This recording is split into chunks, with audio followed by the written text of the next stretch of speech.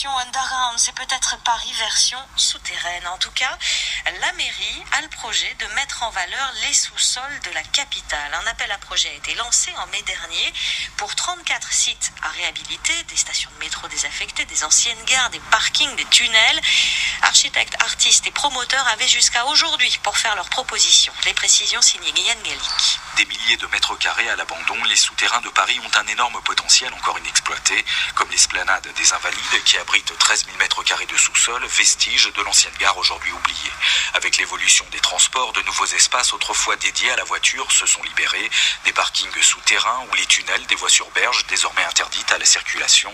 Jean-Louis Missica est l'adjoint chargé de l'urbanisme à la mairie de Paris. Le sous-sol fait partie intégrante de la ville. À partir du moment où vous avez accès à la lumière, vous pouvez avoir des activités, du bureau, du sport, de la culture. On parle beaucoup de la nuit. Les sous-sols parisiens sont justement des lieux intéressants pour pouvoir faire vivre la nuit parisienne. Il nous a paru intéressant d'explorer les sous-sols parisiens, de voir quel était leur potentiel pour inventer cette ville du futur. L'an passé, la ville de Paris a modifié son plan local d'urbanisme pour pouvoir creuser le sol et amener de la lumière dans ses souterrains, explique Dominique Perrault.